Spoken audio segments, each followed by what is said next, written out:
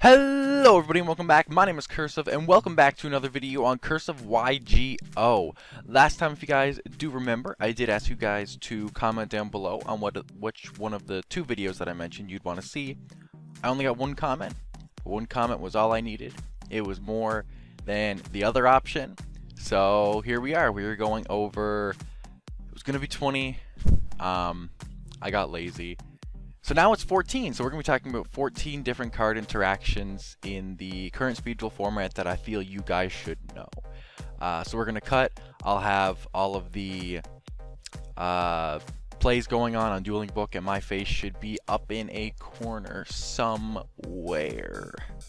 Anyway, let's get to it.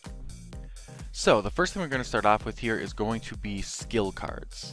So there's some certain skill cards interactions and things with skill cards that a lot of people don't know or don't understand, and where skill cards are in the Master Rule TCG is definitely something that a lot of people need covered for Speed Duels. So the first thing we're going to talk about is something that's a little bit less meta relevant in this format, but was very meta relevant in the last. We're talking about the Serpent Knight Dragon skills interaction with Security Orb or Dust Tornado or Zombina or any of the such. So if you read Security Orb, you'll notice that Security Orb states that if this card is destroyed by a spell or trap effect, well, you'll notice that Dust Tornado states if this card is destroyed by card effect. So due to this different in card text, Wild Tornado will get its destruction effect when being popped by the Serpent Knight Dragon skill, Nightmare Sonic Blast. Well, Security Orb would not, since it wasn't popped by a spell/trap card. This may seem obvious at first glance, but a lot of people are confused when, obviously, Security Orb, you know it's not going to go off by the skill. People wonder, will Wild Tornado go off, or will Zombina go off, or cards like that? The answer is yes. If it states if this card is destroyed, or if this card is destroyed by a card effect, a skill card is still considered a card effect, and the skill card does still destroy, so its effects will go off on destruction. The next skill interaction we're going to talk about is another one that was more relevant last format than this format, and that is the It's My Lucky Day skill interacting with a negation card. So if you do go ahead and activate your Dice Foon as normal to pop, obviously, the opponent's 2 back row cards, if you use your It's My Lucky Day, before you actually activate your skills effect, your opponent has a chance to respond. So it doesn't go Dice Foon, skill, pay 1,000, and then negation. It will go Dice Foon, negation, and then you can choose whether or not you're going to make that payment. Obviously, if your spell card's being negated, you're not going to do the payment. So negation cards go before the skill card's activation. The chain happens before the skill card. Next, we're going to talk about something that's less of a card interaction per se, but more of a ruling on skill cards. There is 2 types of skill cards, we'll say. There's skill cards that act as skills, and skill cards that act as spell or trap cards. Call the Haunted would be an example of a skill card that acts as a trap card, meaning when you do flip up your Call the Haunted trap, it can be responded to and negated by a Champion's Vigilance, say. But if you're using something like It's My Lucky Day or Cocoon of Ultra Evolution, your opponent is unable to respond with negation traps to stop that card's effect.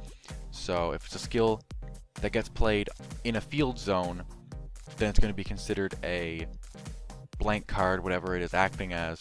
Well, if it's a skill that stays in the skill card zone, then it's a skill card and you cannot respond to it. You cannot chain to its activation.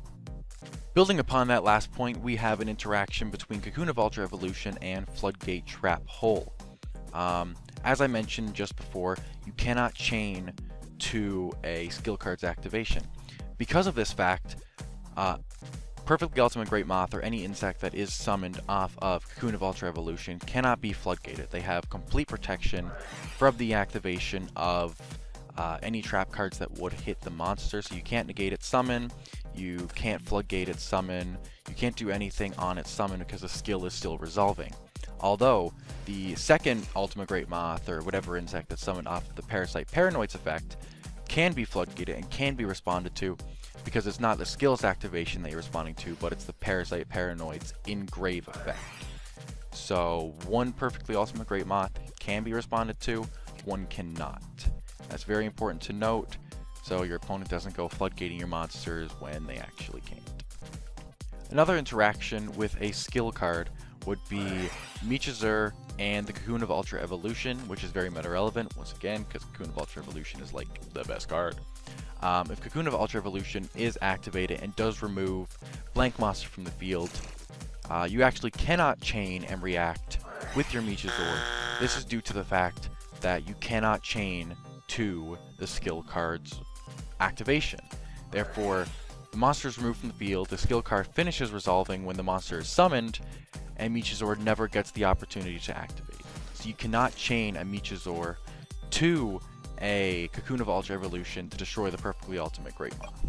The final card interaction for skills would be Fusion Party. There is a bit of confusion if the Fusion Party summon is considered a skill summon or just a fusion summon, and can it be responded to? The answer is no. The Fusion Party summon is considered a fusion summon, but by the skill's effect, so it's considered a skill summon. Therefore, it can't be responded to, it can't be negated, it can't be stopped, and it will 100% go through, just like Cocoon of Ultra Evolution summoning Perfectly Ultimate Great Moth. Same sort of scenario, just a different summoning way? So yeah, you cannot respond to that effect either. That monster will 100% be played onto the field. So the next two card interactions that we're going to discuss are two card interactions between a blank card and Parasite Paranoid. So the first one we're going to talk about is Arcanonite Joker and Parasite Paranoid. If you do activate Parasite Paranoid and target your opponent's Arcanonite Joker, they have the option to negate the monster's effect. In doing so, they can discard a monster card and negate Parasite Paranoid's effect. In this case, Parasite Paranoid does not resolve and therefore stays in your hand and you can use it the following turn. Well, on the contrary, if you activate Parasite Paranoid on, say, your opponent's Gravekeeper, and they flip Ready for Intercepting over, and they flip their Gravekeeper face down, well, your Parasite Paranoid still resolves, but it resolves without effect. Therefore, it never became an equip card, but because it's still resolved, it still does hit the graveyard, but its effect does not go off. That makes Ready for Intercepting as a way to completely fizzle out and stop Parasite Paranoid's effect and actually remove it from your opponent's hand. On the topic of Ready for Intercepting, there's another interaction between any monster that is currently equipped with a Spellbinding Circle, which is very meta relevant because stall decks basically all play Spellbinding Circle. So say if I was playing my, I don't know, Relinquish deck, and I had Relinquish out in the field and he was stopped by a Spellbinding Circle, and I activate Ready for Intercepting and flip my Relinquish face down, he's still being affected by Spellbinding Circle. This is because Spellbinding Circle is not an equip card, it is a continuous trap that acts as an equip card, which means even if my Relinquish does end up face down, it's still targeting my Relinquished, and my Relinquish still can't change his battle position. So now, I just put him in face down defensive position for really no good reason. This is something that I did mention in the last video that I did record about the standard extra deck.